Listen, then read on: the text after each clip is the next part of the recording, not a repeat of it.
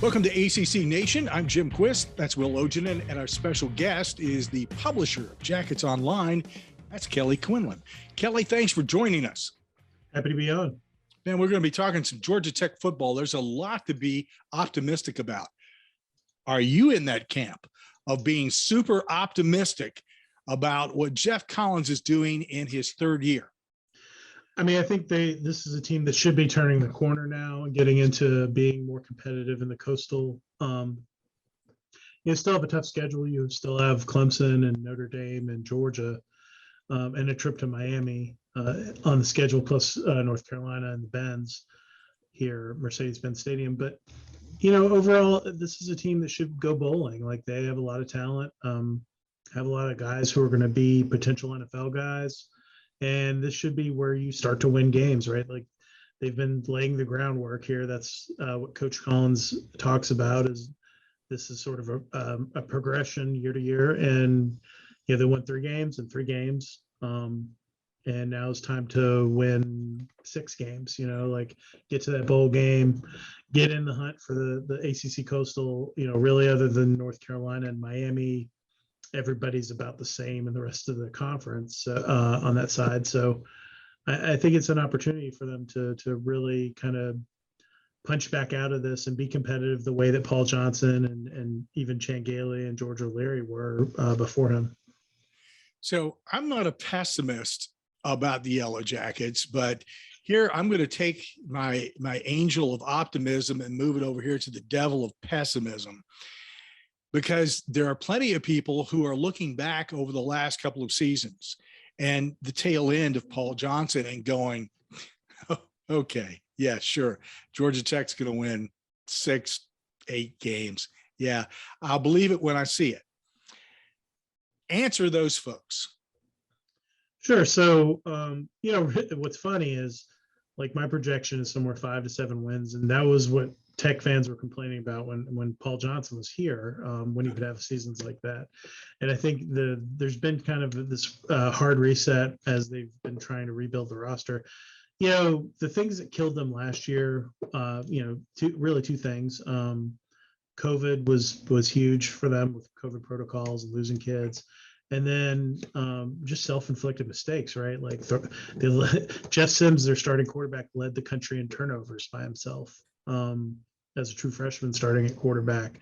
You had no kicking game whatsoever. You have a guy now in year 2 of Jeff Sims that's going to be better and he really cut down on the mistakes in the second half of the season as he got more mature. And the kicking game they signed or they added a transfer, Brett Smaglia from Tennessee, who's very solid over his career. He should fix that issue. And, when you don't have a kicking game, you have to coach around that. I think there were some games where they made some decisions that they would not make if you had a solid kicker, and it cost them. I think they left 2 games on the field last year, for sure. The game against Syracuse, and then probably the Pittsburgh game. And you can even go as far as say NC State and UCF would have been a little bit different with, just less turnovers, don't shoot yourself in the foot, those kind of things. So, Kelly, I think the strength of this offense is undoubtedly its ability to run, not just with Jeff Sims, as you mentioned a moment ago, but obviously Jahmyr Gibbs, who looks like an absolute stud, and Jordan Mason is still really good. So looking at Gibbs and Mason, how do you expect the running back carries to shake out? Is it more likely that Collins will mostly go with a hot hand, or does he have a design percentage of who he might want to give the ball to? They tend to go with the hot hand. They like to rotate. There's 4 guys they like to rotate, actually. There's Jahmyr and Jordan, who you mentioned, and then Dante Smith, who played really well for them last year, and Jemias Griffin, who was hurt last year, who was their first sort of splash signing guy that they added the year before Gibbs. And those guys are all going to get touches. They're going to be a little more of a run heavy team. I think this year they've talked about bully ball being a goal, kind of to try to impose their will on teams running the football and having more of a power running game from the spread. And I think that's something that they can do with the personnel they have now. I think the offensive line's matured to a point where they can start to be more physical up front, and their starting offensive line's basically 4 upperclassmen and then maybe a freshman or a transfer senior. So it's a pretty veteran group, and you mix all that up. You have Gibbs, who's special, can catch the ball and run the ball in space. I think you need to find ways to get him the ball and be creative, but also use those other guys to keep teams from keying on Gibbs too much too. And the thing with Gibbs is he can flex out. He can line up as a receiver. He can line up in the slot. He can do a lot of different things for you that a normal running back can't. And so I think that gives them great flexibility of going two backs at a time if they need to, or being creative with their personnel at times. So you just mentioned it a moment ago. You could see Gibbs potentially lining up at receiver plus Mason or one of the other backs in the backfield. And that just gives it an extra dynamic to this offense, doesn't it? Yeah, I mean, Gibbs is like, if he's lined up out there, you have to put a DB on him. The linebacker's not going to cut it. He's just going to blow by a linebacker, and that's what they're looking for, right? And the thing is, like, Gibbs is such a great weapon to have. He's going to drag out coverage. Is going to probably require safety help if he's out lined up in the slot. And if you do that, that opens up a lot of RPO opportunities if there's another back in the game for both, Jeff Sims and another running back, right? And then you can move Gibbs around. You can bring him, drop him down like a slot receiver and have him run across the line of run in front of the quarterback and take those tosses and do all the things you could do with slot receiver with him as well. And I think that's where his utility comes into play for them, that he's just a guy that can do so many different things as a weapon on the field, even as a return guy, that they have to figure out ways to get him the ball and use that specialness. And it reminds me of, sort of Reggie Bush, right? Like when he was at USC and they had him and Lindell White and they both got touches, right? It wasn't just one guy. You find a way to incorporate and have them on the field together at times, and also to just make sure you're maximizing that dude's potential and getting him as many touches as possible. There's a lot of guys. I mean, obviously the leading receiver from last year, Jalen Camscott, but there's a lot of guys who caught passes for the Yellow Jackets. Who do you figure as being the guy who could potentially step up besides Gibbs in the passing game? The guy I like right now is Kyrie Mcgowan, who's a transfer they picked up from Northwestern. He can play the slot. That's probably where you will see him the most, I think. He can also play outside receiver. He can line up as a running back too. He's a very versatile guy. He gives you that sort of dynamic weapon. He's also really good friends with Gibbs, which is kind of interesting. He came in as a grad transfer senior. He's really been a nice shot in the arm for the receiving core. They have Adonica Sanders, who was maybe their best third down guy last year, is just a very steady kind of possession receiver, but has some decent wheels. And then Malachi Carter, who's been sort of their number 2 receiver the last few years, is a guy who's got to kind of put it together now. He's a veteran and has shown flashes of great ability, just hasn't been super consistent in his career. Sounds like this team is ready to drop a few points on some people if things come together, but it all revolves not around Sims, not around Gibbs, not around the wide receivers, but that offensive line. Are they going to be able to give Sims the time? And are they going to be able to road grade for Gibbs to make all this happen?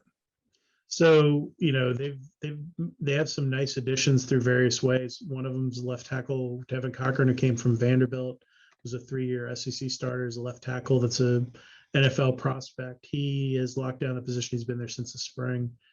The real kind of interesting guy in camp has been Kenny Cooper, who was on the Remington list and was like an all-conference center under Paul Johnson, and then got hurt his first year with Coach Collins as a senior. He played 4 games, took a medical red shirt, or just I guess it was just his red shirt year. And then last year got the COVID year. He was hurt again.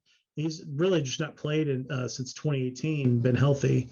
He's finally healthy. He is an absolute kind of just mauler at guard. So on that left side, you've kind of secured things.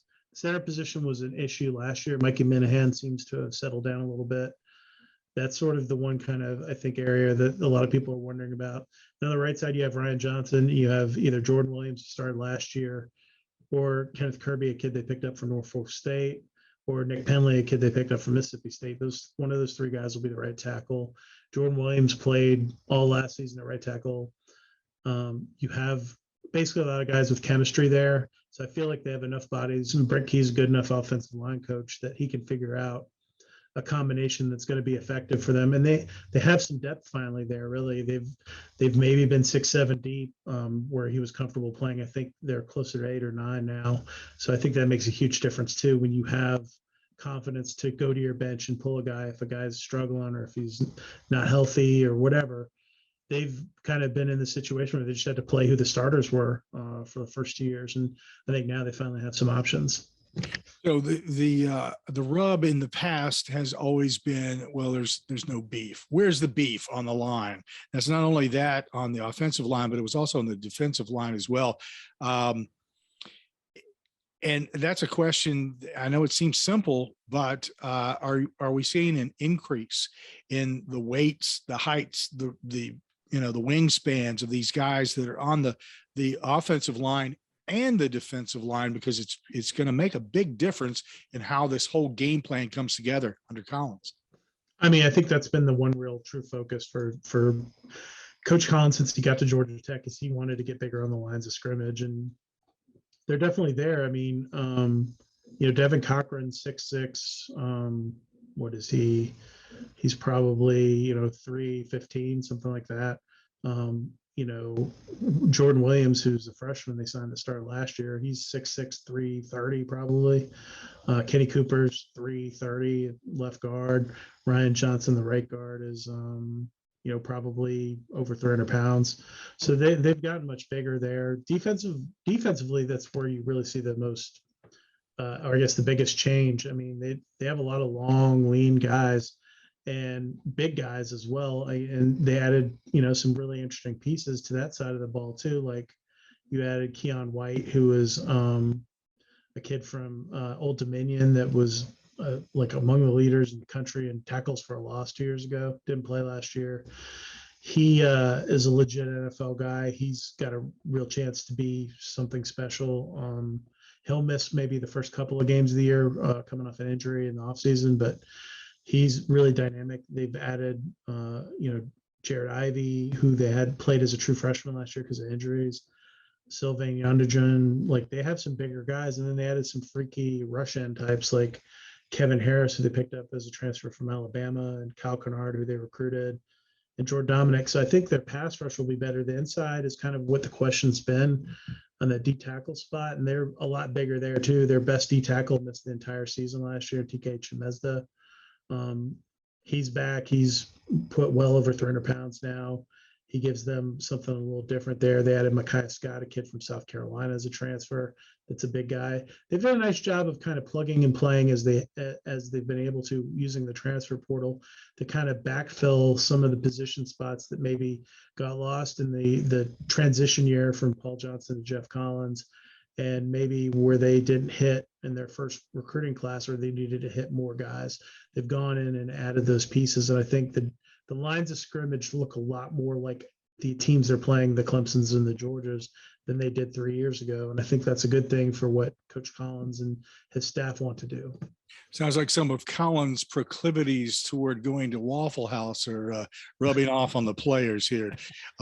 Quick question for you. We're going to stray just for a moment before Will gets into a little more depth on defense. Some quick thoughts on realignment and the alliance. It's a weird thing. I sat through that press conference with the alliance, and I just kind of wondered what it was, and what it means, and gentlemen's agreements and all of those things are kind of an interesting concept. To me, that whole thing is all about negotiating leverage for the college football playoffs and to keep the SEC at bay from poaching other teams. And that's literally what it's entirely about, keeping their teams together, keeping kind of a voting block to prevent things from happening that they don't want. Like, they don't want, I don't think anybody's looking for 120 scholarships, right? You don't want to see Alabama with 120 scholarships. You don't want to see Alabama with, 20 on the field coaches, things like that that'll come up in voting situations. And then also the college football playoff, because I think ESPN thought they had this kind of locked up, and then they're being accused by the Big 12 of having tampered with Texas and Oklahoma to try to create a mega conference. Maybe they were looking at trying to to build something that was 32 teams or whatever it was, and we're going to try to poach off teams and kick teams out. And this is kind of a protective move. Ohio State and Michigan have no interest in playing in the SEC. You know, I don't think Penn State does either, or USC or UCLA or Oregon. Like, I think it's just bad for all of those teams, or North Carolina or Georgia Tech or whoever, Florida State, Clemson. Like, it doesn't make any sense for those teams, and it kills college football. And I think this was about trying to hold on to whatever's left of it. And it'll be interesting to see if it works out. To me, I've always been an advocate.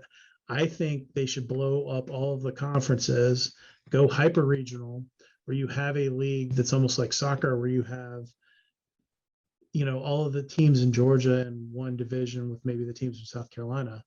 And that's a conference, and they play each other, and you lift up the Georgia States and the Coastal Carolinas, make them a little bit better, and then you have a real playoff with all these teams, and you bring the regional aspect of college football back, which I think has been really lost in all of this, and all the rivalries have died because of things like teams changing conferences and teams not playing each other anymore. And to me, it's just sad. I think it's sad when you don't have Texas and Texas A&M play each other. Now they will, of course, but just things like that. I think you lose a lot when you don't have Nebraska playing their old, you know, foes from the Texas and all those teams. Like, I think there's just something lost when you don't have those rivalry games, and no one cares about watching, and the Big Ten cares about watching Rutgers in Maryland. Like, that doesn't make any sense that they're, you know, there's just a lot of stuff that I think that's dumb that's been done in all of this. Arkansas is my prime example of this, as a team that's become irrelevant by changing conferences, right? They won their league several times right before they moved. They won the SEC West a couple of times when Alabama and Auburn were on probation and were kind of a mess. And then since then, they've done nothing and haven't really been a competitive product in terms of winning 10 games plus a year in a long time. It's the same. A&M sort of in a similar boat. They can't get over the edge. They were winning their conference before they left the Big 12. Like, did that really work out for them? I don't think so. Like, I think people are chasing money, and that's sort of the wrong approach here. I think the short-term money grabs are costing them more money in the long run in terms of being competitive and having a product their fans really want to see on the field. Who would have ever thought that Kelly's a sentimentalist? We'll talk about defense here. Hey, I'm kind of a sentimentalist too, so I can get there. But back to the defense for a second. Just kind of as a whole, like with the extra year, the COVID issues that allowed, you know, these people to come back for another year, plus the transfers, plus some of the players that probably wouldn't have played last year got the chance because some players were out with COVID and injuries. This defense as a whole seems like it's just a lot deeper this year, doesn't it? Yeah. I think all 11 starters will be guys who have at least 3 years of college football experience under their belt on the defense, with multiple seniors and guys who are academically seniors who are in their 4th or 5th year of the program, or grad transfers. It's a much older defense, and I think that's going to really pay a lot of dividends for them. And it's deeper now too. You know, that was a kind of an issue as well, as they were kind of building it up. They had all the secondary depth and were thin on the lines. Well, they've addressed all of that. They're probably got, you know, 7 or 8 D tackles you would feel comfortable playing in a game right now with. That's a far cry from where they were in year one when they had like 3.5. So those things I think will all start to pay off. They all have experience in the defense. To me, I think they got to get after the passer. That's kind of been the thing that's killed them, and has created a lot of the you know, big plays, the explosives that have killed them, and games where guys turn their heads around, they're covering somebody too long, the quarterback has too much time. Those things are going to go away as you get more pressure on the quarterback and you have better play in the back end because of that and more confidence, right? So to me, you know, the areas I'm going to be really looking at in this first game, linebacker play, which has not been great the last 2 years. And they added Andale, who will from Maryland, who's stepping into that Mike linebacker role, gives them a real vocal leader on the field, and a guy who can run sideline to sideline.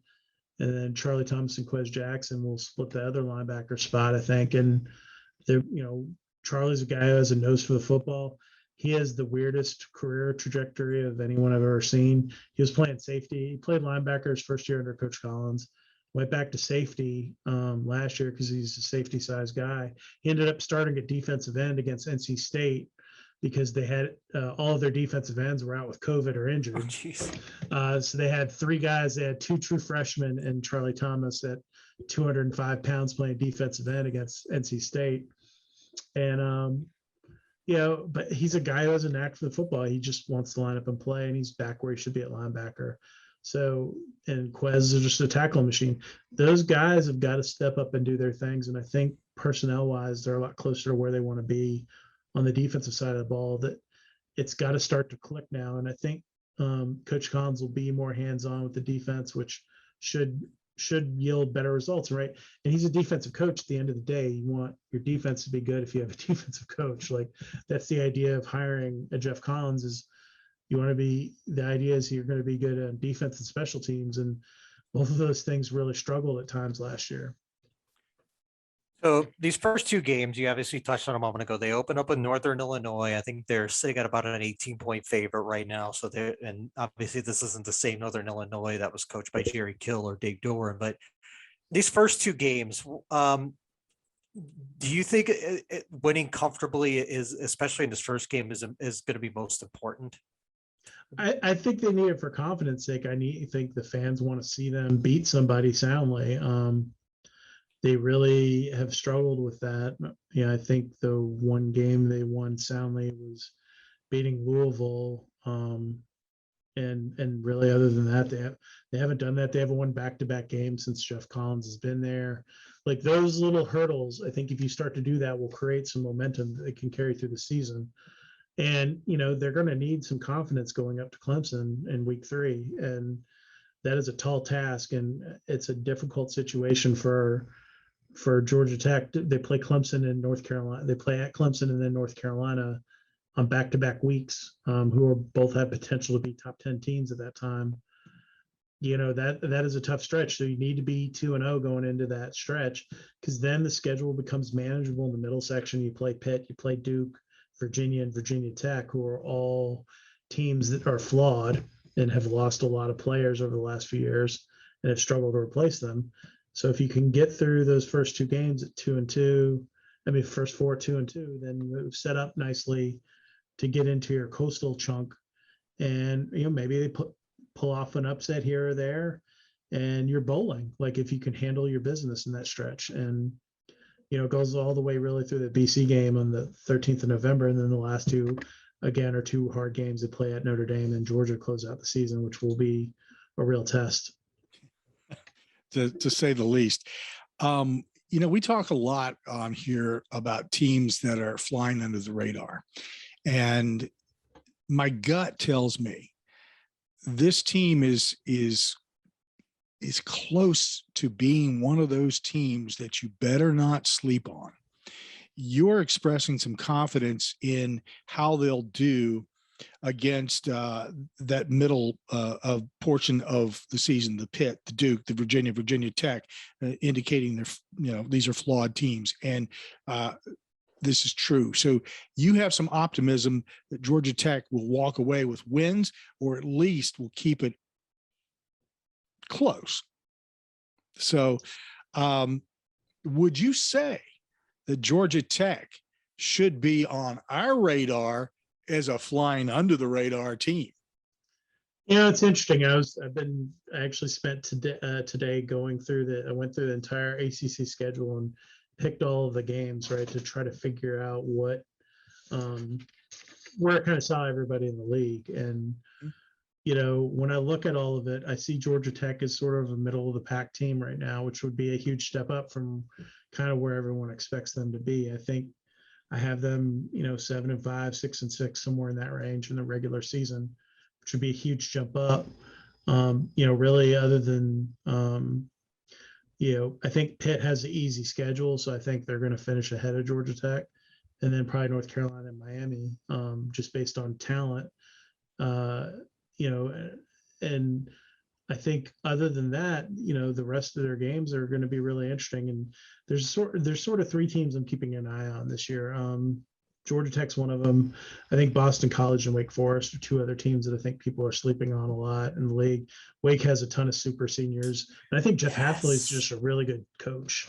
So, it's going to be interesting. So, since you went down that path, if you're going to look at these other teams, would you say that Boston College and Wake Forest are two of the sleepers that maybe that people ought to be keeping an eye on, or is there anybody else on that ACC roster of all teams that maybe we're not paying enough attention to?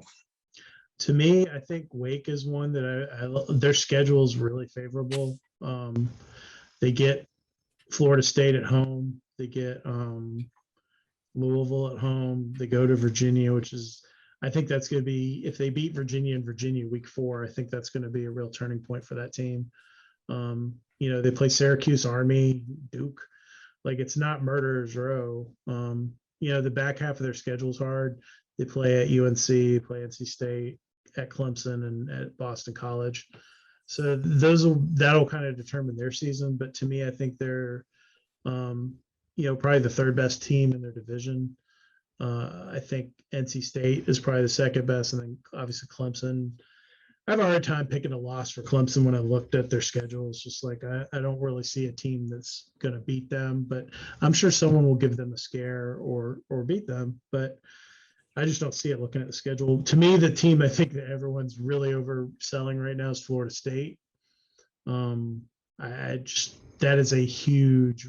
You talk about what Jeff Collins inherited. At least he inherited good kids and like a solid locker room, and that is not what Mike Norvell walked into there. He walked into a dumpster fire on top of a dumpster fire. And then he spread some of the gasoline himself. Yeah, and like their schedule's not easy. They got to go to Clemson, they go to Wake, which is weird, and they play Notre Dame, right off the rip. So I just don't see it. And their team, like Miami, that they'll fold up if things get tough early in the year. Like I don't think they have the mental fortitude to overcome a rough start. And they'll play whatever I forget who their FCS game is, but picking on UMass and Syracuse isn't going to get you to a bowl game.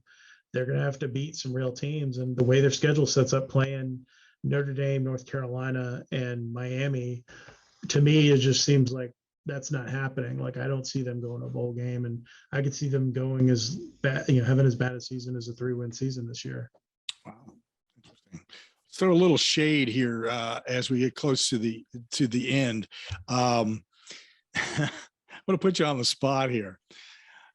Out of all of the coaches in the ACC, who do you think, and it can be more than one, who do you think is the most likely person who's sitting on or pretty daggone close to being on the hot seat right at this moment? I mean, I think that Justin Fuente, their schedule is really soft, and they should have most of their wins are going to come in the first couple of games, and the two kind of bad games they play. It'll be interesting. He needs to upset West Virginia in week 3. If he doesn't do that, I think he's going to be gone, because you look at their schedule, they play Notre Dame as well. They have to go to Boston College. They have to play, they do get a break playing Syracuse, but I have them at 4 wins, and that's going to get him fired. And I think rightfully so. Dino Babers will be really interesting, because I have them at 2 wins. I think they beat Ohio and Albany, and that's it. I don't think they're going to beat Liberty. It's a bad game for them to play in a crossover. And they play Rutgers, who's a much better team than they were a few years ago, with Shiano, who's a very good coach. I just don't see how they're going to win, and that's a thin team too. And I wonder what Cut's going to do at Duke. I think the way I look at their season is I have them winning 3 of their first 4 games, and then maybe not winning another game the rest of the year.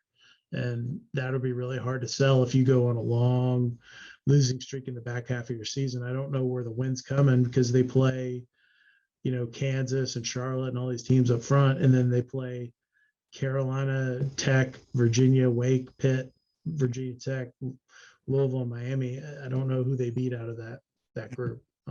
Tough. Yeah, that list I think corresponds with how everybody feels in the media so far. I don't know if fans of those teams feel that way, but they should be, certainly. Kelly Quinlan, the publisher of Jackets Online, our special guest on ACC Nation. And thank you, Kelly, so much for dropping in and sharing some thoughts on Georgia Tech football. We're really looking forward to the season and seeing what's going on. And make sure that you follow Kelly at Jackets Online. Plenty of excellent content, premium content. Make sure that you subscribe. And one quick question for you. When football season comes around, what is the one food you depend on every season that you look forward to, that you must have in order to enjoy a game? I mean, I'm a wings guy. I enjoy my wings on college football Saturday. And luckily, Georgia Tech's opening with a night game, so I will get to enjoy my wings during the day, watching the afternoon slate of games, and then I'll go over to Tech in the evening for the kickoff. But yeah, I really enjoy sitting and curling up with some wings and flipping between 3 or 4 different games, and sometimes I'll have multiple devices out to watch if there's something that really gets me interested. In college, we used to have 2 giant televisions next to each other in our living room, so we could watch all the games at the same time, and we would go picture in picture on them. And yeah, it's just that's just when I think of watching college football, I think of wings. So let's see how big of a wings fan you really are. Type of hot sauce, if you use hot sauce on your wings, do you use? Oh, like if I put if I make my own wings or something. Sure. I mean, I like Frank's. Like Frank's is very solid.